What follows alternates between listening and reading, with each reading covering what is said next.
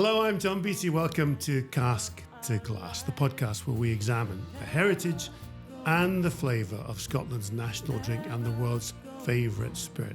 Today, we're going to try to answer all of the Googled questions, or the most Googled questions about whiskey, in the company of Max McFarlane.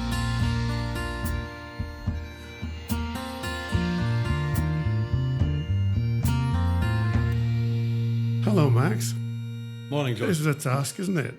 Yeah. This is a task. Can we start? Here we go. An easy one first. Easy John. one. Okay. When was whiskey invented? Is that an easy one? I have no idea. When was whiskey invented? I've no idea, John. You've no idea. I mean, obviously, I think it'd be about the 16th century, I think, when all the illegal stuff started. But not an easy question to answer, John. It's hundreds of years old, isn't it? It's hundreds. Illegal stilling back in the day, hundreds of years old. Yeah. But I think one of the very first podcasts we did was on the anniversary of the whiskey riots. So that was to do with tax, wasn't it? But we don't know. Do we know? We don't know. What is whiskey made from? It's three simple things: water, yeast, and barley. Simple as that. Isn't that incredible? Absolutely. That it's just three things. Yeah. And barley in Scotland and lots and lots of fields. We've got plenty of water, some of the best water in the world as well. That does help. And yeast, obviously, is manufactured. And we'll get on to the taste later on, but the taste comes from the barrels. What's the difference between whiskey, W-H-I-S-K-Y, and whiskey, W-H-I-S-K-E-Y? Basically, EY is triple distilled, so it's a bit sweeter. So Irish whiskey, Tullamore Dew, etc., are a lot sweeter than Scotch whiskey, basically because it's triple distilled. They're trying to get more and more out of the mash. So essentially, whiskey with an E is usually a lot sweeter than whiskey without an E. And again, that next Googled question has always got in brackets after it, or what's the difference between whiskey and whiskey with an EY, between it and bourbon and rye, or rye? Well, obviously made from different ingredients. You know, bourbon is rye, or can be rye. Bourbon is a different cereal as well. So it's completely, apart from the yeast and the water, the main ingredient of Scotch whiskey obviously is malted barley. But bourbon and rye, obviously the word rye tells you that they use rye for that as well. But essentially just different recipes. What's the difference between whiskey and Scotch? Whiskey and Scotch. Is there? That's a difficult one. That, I mean, Is most people would, if you asked somebody for your dinner party, would you like a whiskey, or would you like a Scotch? Scotch is like a term that gives you the idea that it's something worth having. But isn't there a legal definition as well? Without doubt. Yep. Scotch. Yep. Legality has to be in a oak cask for 3 years, where other countries they don't have to be at all. That English distillery I was at recently, they have no hard and fast laws like we have. So when someone offers you a Scotch, yes, I suppose the history of all that, we can't touch it for 3 years, becomes a bit of a romantic part of the story as well. But certainly, Scotland has its own inbuilt laws that have to be adhered to. And that's why it's called Scotch. That makes it different from. That makes it It's different Scotch. from. That makes it different from Any whiskey. any other whiskies. It has its own narrative. Does whiskey have sugar? Well, it's refined from sugar. Effectively, it's refined from sugar, but in the glass at that point, no. So where does the sugar arise? The sugar arises from the fermentation. Yeah. Yep. All right. Okay. Is whiskey good for a cough or a cold?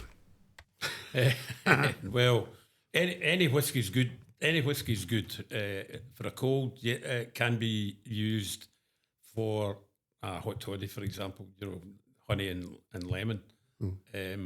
And I would think, I would say yes, for sure it's good for a cold.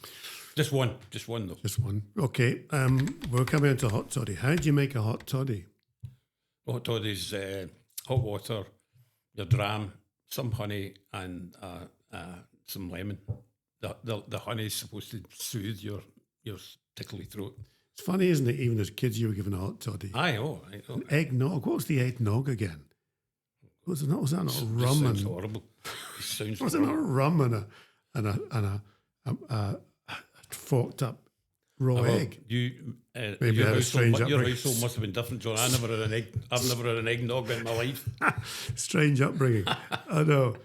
We'll get back to that episode in a second, but the best free way you can support the podcast is just hit the thumbs up button on this video and subscribe so you get new episodes every week. It also helps lots more people find the podcast. So thank you.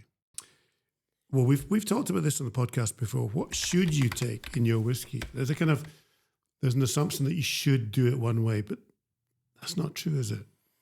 Or is it? The most important thing about your whiskey is you have to enjoy it.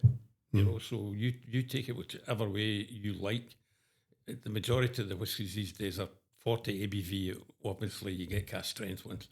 So very careful with the cask strength ones if you don't know that they're that strength. But just take it as you enjoy it. You know, whether it's water, ice cubes, Coke, whoever. It doesn't really matter. You know, it's a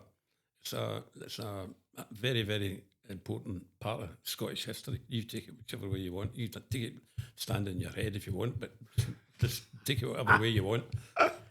You had a different household to me then, didn't you? I was standing in my head when I was 5. I was just thinking. The big news last week, wasn't it? To divert from this, was India is becoming the biggest market. Yep. Talk me through that. What have you heard about that? Well, used to be America and France, but it's India. They had the 175% tariff on it, so that's been reduced right down. So all the Scotch whisky people are buying that with a view to getting into India. Yeah, they drink more India. They drink more whiskey than any other country in the world. Funnily enough, I was looking up some of the information about how many distilleries there are in different countries. India's only got 7, which is surprising. But for example, Ireland's got 50, England's got 60. So why is there only 7 in India currently? If they're the biggest drinkers of whiskey. So I think at some point in time there'll be, because of the tariffs coming down and coming down again, I think there'll be a lot more interest from Diageo and the big companies here to build distilleries in India. I was amazed to find there was only 7. They must 60 in England. They must import. Yep. Huge amount. Does whiskey freeze? Why? It says why don't. This is Googled questions. I think this is to do. I think this is to do again with the boiling point again. It does throw hazes going from, depending on the strength, depending on the ABV. So if you sent a bottle of something at say 55 ABV from the Caribbean to Alaska, by the time it got to Alaska, it's thrown a haze. What's a haze? But whiskey normally is clear. So going from one country to another, hot to cold, it will throw a haze. But if you put it near the heat again, the haze will disappear. So it's ice crystals. No, just like haze, just like you could, if you can imagine getting your bottle of milk in the morning, you've got a kind of glow, a kind of on the top of the glass. It's a kind of like a haze. You can't see through it. I'm with you. But as soon as you put it back, introduce it back to the heat again, the haze disappears. I'm with you. It says also, why don't we just make whiskey ice cubes? Have you ever made a whiskey ice cube? I've never even thought of it.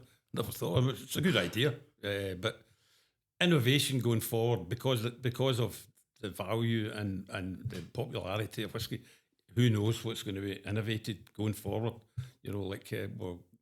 We know that it's only an oak cask. But if all these distilleries in the world need oak cask, there's going to be, at some point in time, there's going to be shortage of that.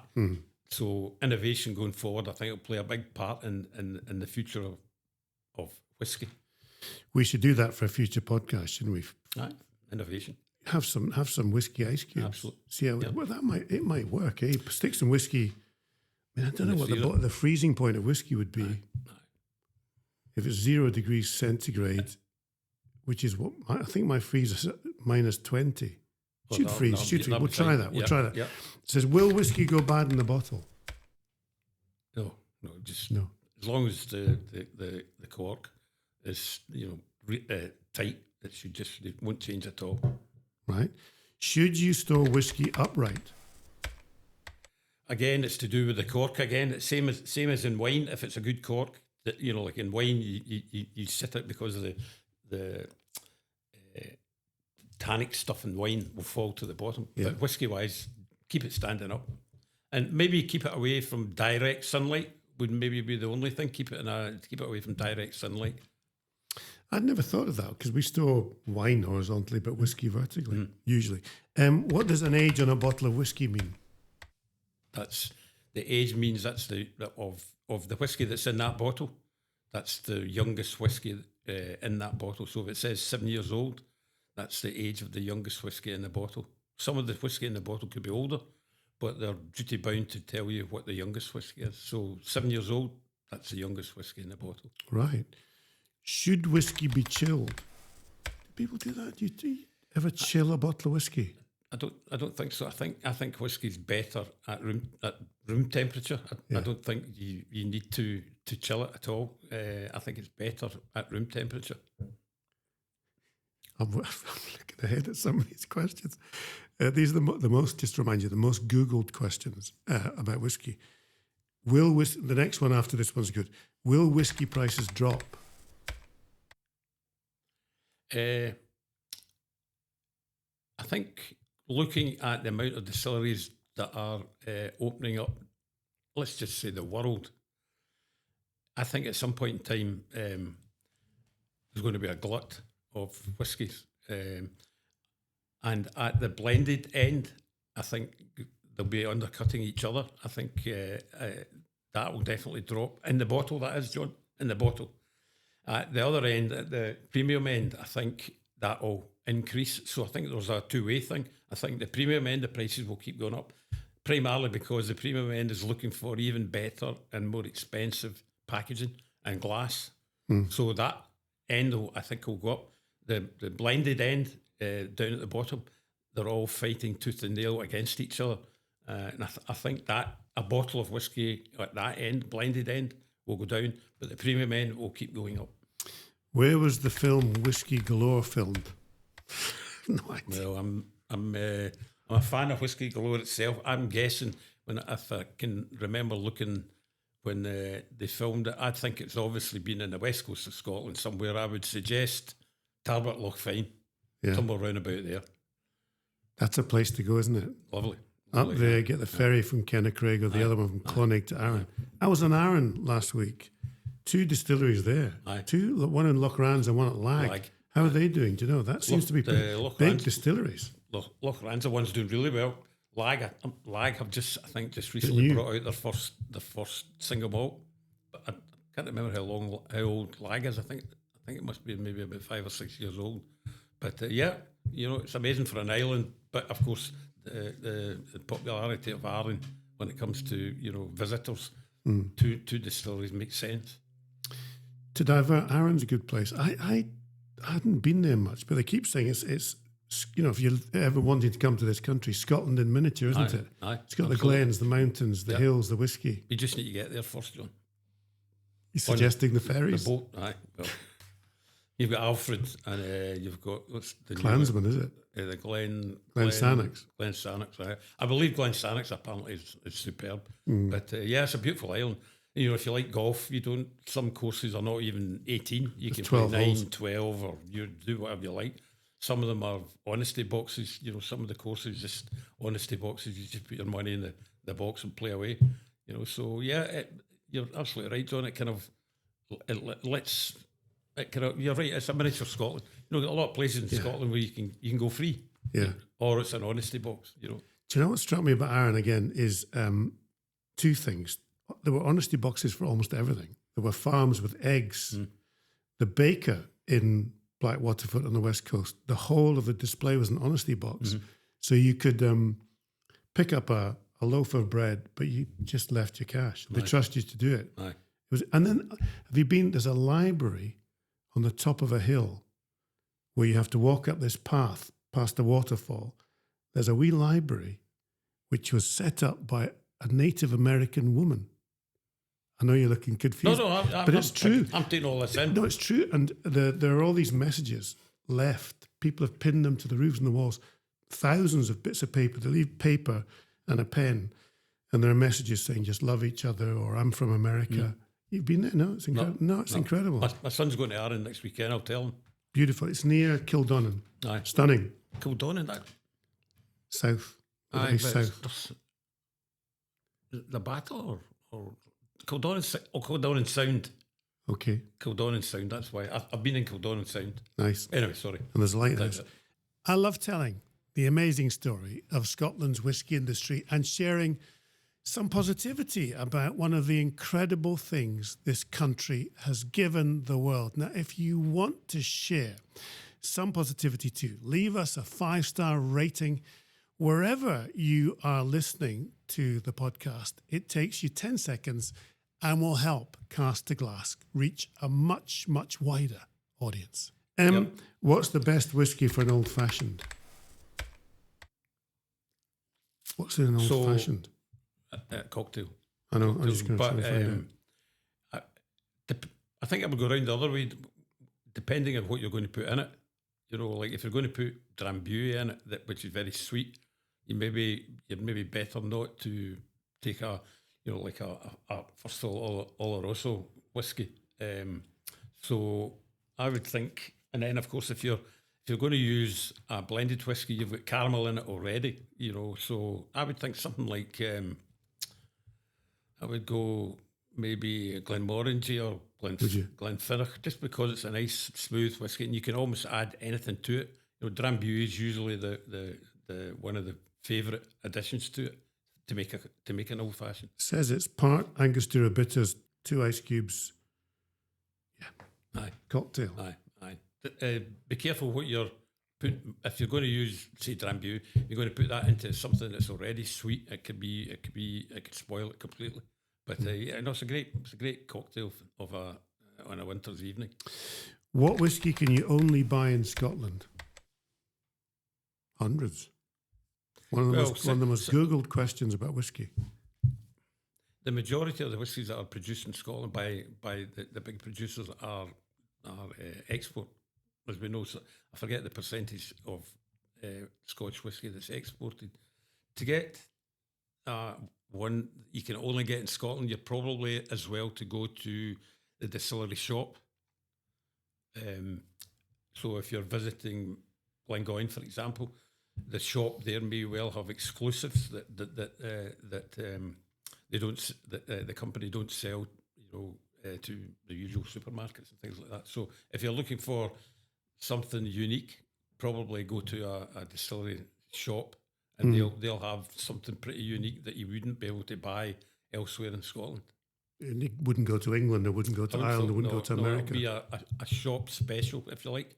Mm-hmm. So it would be if you've been to Glengoyne Distillery, they would do a John Beattie special, and then that would be a one-off that people wouldn't be able to get in, I don't know, Morrison's in Grimsby or something like that. So I think because of the percentage of whiskey that's exported, to find something that you would only get in Scotland it'd be quite difficult to get one. But I would start my search at a distillery shop. If someone's listening and you're going to recommend a couple of distillery shops, what would they be? Oh, well, I was in Killula just recently, and if your listeners could imagine standing at the distillery looking out onto the Paps of Jura, but the shop itself is perched right on top of the cliff, and it has a 50-foot window, so you're just looking straight out onto the Paps of Jura. That was one of my favourite on the mainland. Glengoyne's always had been in my heart, but Kahlua and Diageo are spending a lot of money on all their whiskey shops, all their retail outlets. But Kahlua for me would stand out. Here's a good one. Best low price whiskey right now. That's a really highly Googled question all around the world. What's the best low price whiskey right now? And there's some good ones. If we're talking in terms of whiskey in the world, like Japanese and Indian, or whatever. I'm not a great fan of the Indian ones. I don't particularly like the Indian blended malts, blended section. It's for Scottish people. You buy a Scottish one. Mm-hmm. So at the forefront of all blended Scottish whiskies is Famous Grouse. Just recently changed ownership, but Famous Grouse would be at the top of my list. You're involved in that. Well, yes. What did you do? Come on. Let's yeah. be Isn't that incredible? Yeah. So my father-in-law, who passed away, he'd come here for his Sunday dinner, and I've got single malts in that thing, and he'd always just want a Famous Grouse. No, I want a Grouse. Mm-hmm. And I always think of him when I speak to you, because you're the man who you blended it. I had fun putting it together. Yeah, you put it together. You know what went into it. You know the recipes, etc., etc. Blended whiskey at that end. Some of them could be 3 years and a day old. Others can be upwards of 5 years old. So far be it from me to say what I thought was 3 years and what was 5. If I had to answer that question without my knowledge, I would still say Famous Grouse. Even though it's changed hands just recently, I would still say Famous Grouse, because I up until now I still know what goes into it, because William Grant, who bought it, have bought some of the ingredients anyway, or the recipe anyway. So yeah, Famous Grouse by far. What makes it work? Why does it work? Age, I think. It's not some of the blended whiskies that you get in supermarkets at whatever price, £12. They're probably only. How do they make money? How do they make money at things like that? They make money because the ingredients, or the average age again. If we go back to the average age again, is 3 years and 4 days. Famous Grouse, my memory was something in the region of 5 years. So you're getting an extra 2 years maturation instead of 3 years and 1 day, which one blended whiskey will be. Whereas Famous Grouse, my memory was almost 5 years old. So in that area, the 3 years old and 1 day will be the same price as Grouse, because they're all effectively, they all go into supermarkets, and the supermarkets have really got you by the proverbials, because they use it as a loss leader type thing. So there's very little money for the blenders to make on supermarket whiskies. But to answer your question, Famous Grouse. Right. Now, and we know that lots of you watch and you don't subscribe. Please subscribe and press the like button. And we're going to do a program as well about, what your questions are when it comes to whiskey. And if you just put them in the comments, and we will do a whole program on that, just your questions about whiskey. We've got one more to get through. Which whiskey is good for summer? Summer. Okay. Whiskey to me has always been about some to do with the weather, something about where you're sitting, something about whether it's snowing outside, whether the sun's splitting the skies. So something in the summer would be... Hang on. So you think you have different whiskies for different seasons? Oh, without a doubt. Oh, aye. Without a doubt. Oh, aye. Without a doubt. Really? Without a doubt. Oh, well, it's all in the mind. It's all in the mind. If you're sitting, I don't know if you made it to the beach bar in Arran. There was a beach bar in Arran across the road from the distillery, from Lochranza. No. Across the road. It's just beside Brodick Golf Club. So you're sitting sitting in the beach. You're sitting in the beach there, and the sun's splitting the sky, and the Glen Sannox is actually running into It's actually on time. It's exactly. The weather's not too bad. It's on time. But, you know, and then the sun's split in the sky. And somebody said, well, what would you like to drink? Uh-huh. You know, and can I offer you a whiskey? That whiskey would probably be related to what you're looking at, how you're feeling, and probably wouldn't be, in my opinion, probably wouldn't be a heavily peated whiskey. It would more likely to be something that you can maybe add something to it to make it like almost like a spritzer. So you're sitting loving it, and you've got a nice glass. Because a lot of the thing as well also about whiskey is it tends to be in just a glass that you can put your hand around. You know, just a small glass. Mm-hmm. But if you turn it into a spritzer, it's something that you could be enjoying and you could be seen drinking it. Whereas a small glass at a low level, people don't see you drinking it. You know, where if you make it a spritzer or if you put, let's just say, Coke in it, and it's a bigger glass, you need a bigger glass, it's better to hold on to, you know. So summer for me, a whiskey would be something like Glenmorangie or Glenfiddich. Maybe stay away from the Oloroso first fill sherry casks, the sherry bombs as they call them. And then in the winter, you know, it's the complete opposite. But it's all to do with what's in your eyesight as well, you know, what's in your vision.